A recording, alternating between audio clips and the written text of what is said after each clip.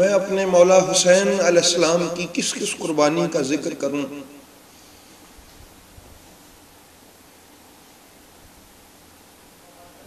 آخر پہ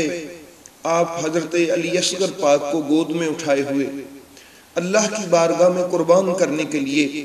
اور بعض لوگوں نے اس کو اس تخیل میں بھی دیکھا ہے کہ حضرت علی اصغر پاک کی طرف جب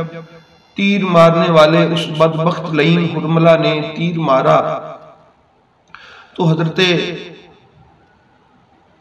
علی اصغر کی والدہ ماجدہ حضرت رباب جو تھیں وہ دیکھ رہی تھیں اور وہ التجا کر رہی تھیں اور اپنے دل ہی دل میں کہہ رہی تھیں کہ میرا بیٹا علی اصغر اپنے باپ کے دفاع میں علی اکبر سے کہیں پیچھے نہ رہ جانا۔ تو کہتے ہیں کہ ان کی اس التجا کو اللہ کی بارگاہ میں قبول کیا گیا اور علی اصغر پاک نے یوں تڑپے آپ کی گود میں اور اپنی جگہ سے ہلے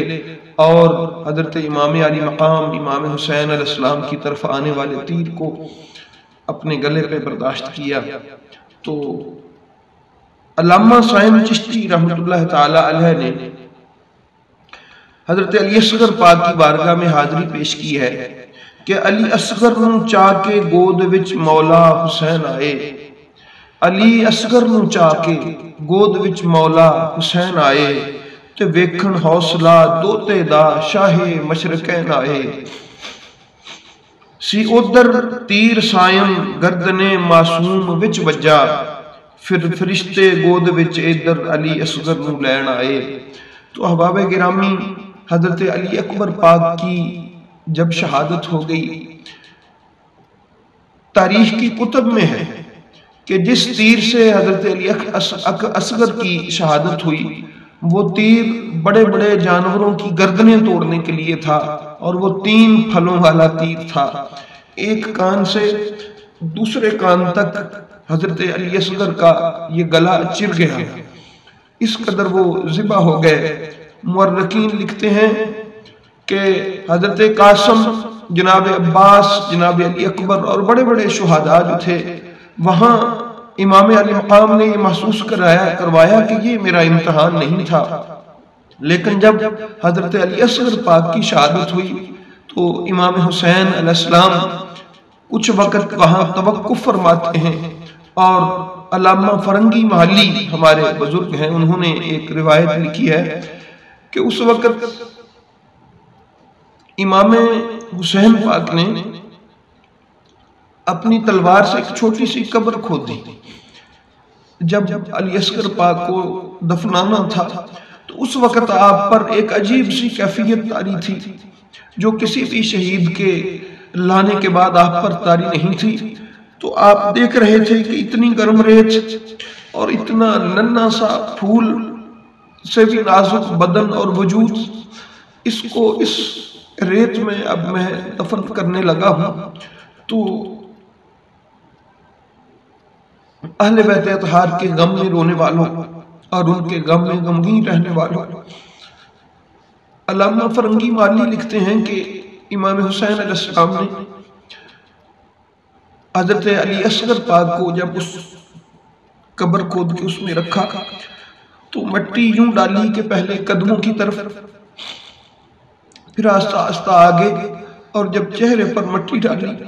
تو اس وقت امام علی مقام نے اپنی آنکھیں بند کر لی کہ وہ پھول سا چہرہ کو جنت سے کے پھول سے بھی خوبصورت، تو اس کو اس قدر تکلیف اور درد و سوز کے ساتھ میرے مولا حسین علیہ السلام نے دفن کیا۔ احباب گرامی، ٹھیک ہے کہ مولا حسین صبر کا پہاڑ تھے اور نبی علی اور سیدہ زہرا پاک نے ان کے لیے صبر کی دعائیں کی تھیں، وہ یقیناً ایسے صابر تھے کہ آسمان نے ان جیسا صابر کائنات میں کبھی نہیں دیکھا تھا، لیکن ایک انسان بھی تو تھے نا، ایک باپ بھی تو تھے نا۔ تو اللہ کی رضا پہ راضی ہونا یہ ایک بہت آپ کا ایسا باکرامت باب ہے آپ کی زندگی کا کہ جس کا کوئی جواب نہیں ہے، کہ علی اصغر پاک کی شہادت کو پیش کر کے بھی اللہ کی رضا پہ راضی ہیں، لیکن ایک باپ تو تھے اور انسان بھی تھے۔ تو آپ کی اس تکلیف کو یاد کر کے رسول پاک کے اس بیٹے کی تکلیف کو یاد کر کے تو جو شخص رنجیدہ خاطر نہ ہو، جس کی آنکھیں نم نہ ہو، جس کے آنکھوں سے اس کا دل کا درد جو ہے وہ قطرہ بن کے نہ نکلے، تو گویا اس کا میرے رسول کریم صلی اللہ علیہ وآلہ وسلم سے حیا کا کوئی تعلق نہیں ہے۔ تو احباب گرامی، حضرت علی اصغر پاک کو بھی اپنے اللہ کی بارگاہ میں پیش کر دیا، اور پھر اللہ کی بارگاہ میں عرض گزار ہوئے کہ مولا میرے دامن میں یہی کچھ تھا، میں نے وہ سارا کچھ تیری بارگاہ میں قربان کر دیا ہے، اب میں ہوں تو میں بھی تیری بارگاہ میں حاضر خدمت ہوں۔ دعا ہے کہ اللہ پاک مولا حسین علیہ السلام کے سنن اصغر کا صدقہ جو بے اولاد ہیں ان کو نیک صالح اولاد نرینہ عطا فرما دے۔ مالک مولا علی اصغر پاک کا صدقہ، سیدہ رباب کی اس گود کا صدقہ جس گود میں وہ ننھا پھول نہ رہا، اللہ پاک ماؤں کی گود کو آباد فرما دے۔ تو احباب گرامی،